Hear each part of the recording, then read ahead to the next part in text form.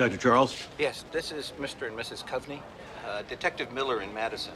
He said that you called him, that you're interested in the case of our daughter, Olivia. She disappeared 10 years ago. Mr. Gaffney, Why did you call him? well, I'm a forensic psychiatrist here in Chicago, and I'm interested in your daughter's case purely in a clinical point of view. Come visit us. We'll tell you about Libby. She was really remarkable. Dr. Charles, if you find out something, call us, please. Of course. Let me give you my number.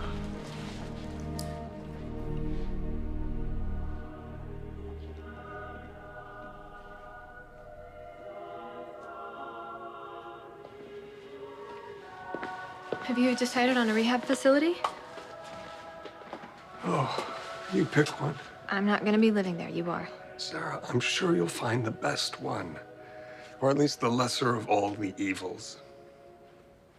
You know, I suddenly love choral music. Just like my heart donor. It's good to see you. The nurses aren't very good company. I hardly ever see them.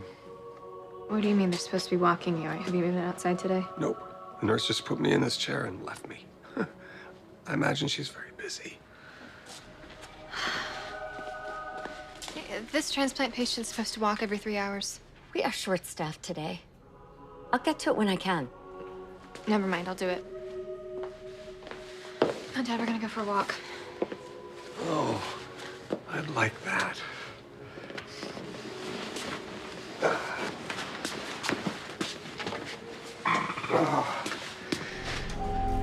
Dr. Charles. Hello. Bob! And Dr. Reese. Sarah was taking me for a walk.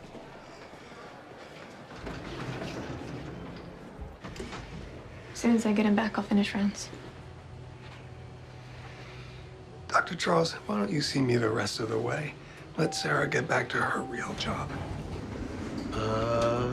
Sure.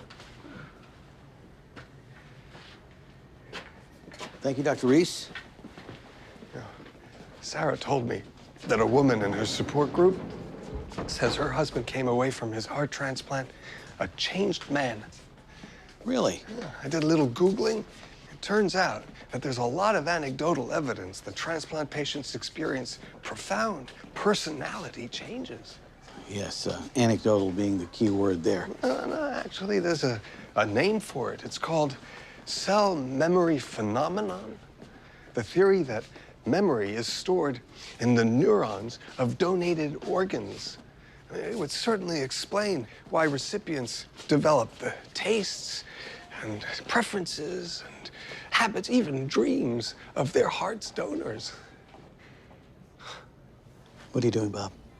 Your antisocial personality disorder isn't going to be affected by a transplant. The issue is your brain, not your heart.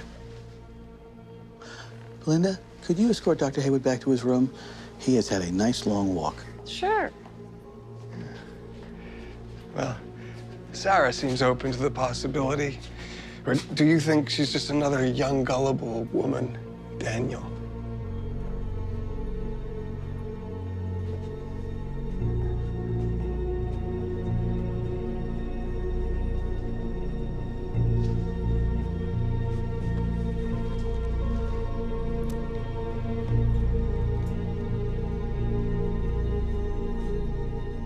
Yes. Hi, Mr. Cupney. It's Dr. Charles from Chicago Med. I so appreciate your invitation to come up and visit. It's very helpful for my research to get a complete picture of everyone involved. Seems like the world's forgotten about Olivia. We're just so grateful to talk to someone who hasn't. Left her room just the way it was, the day Livy disappeared. That was taken the summer between her freshman and sophomore year in college. She was a science major at Madison, right? And she minored in astronomy.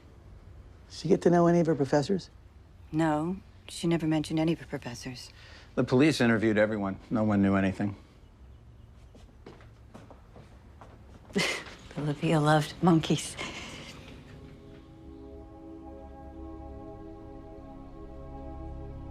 Where's the third one? Oh, yeah, when we picked her things up from the dorm, it wasn't there. We don't know what happened to it.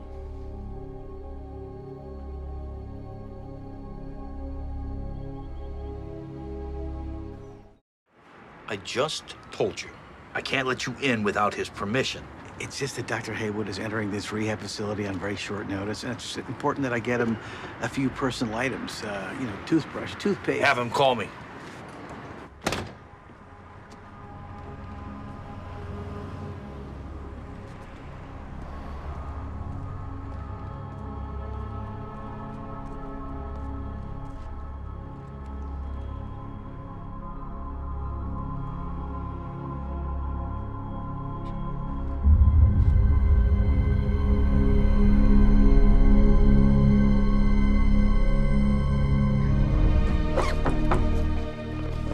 Dr. Charles, come to say goodbye. I did. You all set to head off to rehab? Actually, Sarah has asked me to live with her while I complete my recovery. Really? Sarah's taking you home with her? Huh. Well, I guess she certainly turned out to be the devoted daughter you were looking for. I'm a very lucky man.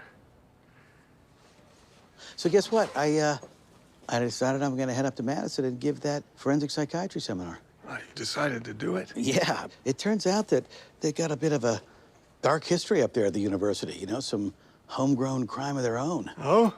Around 10 years ago, I think, around the time that you were teaching there, the Olivia Gaffney case, you remember? Doesn't ring a bell. Her parents are convinced she was murdered.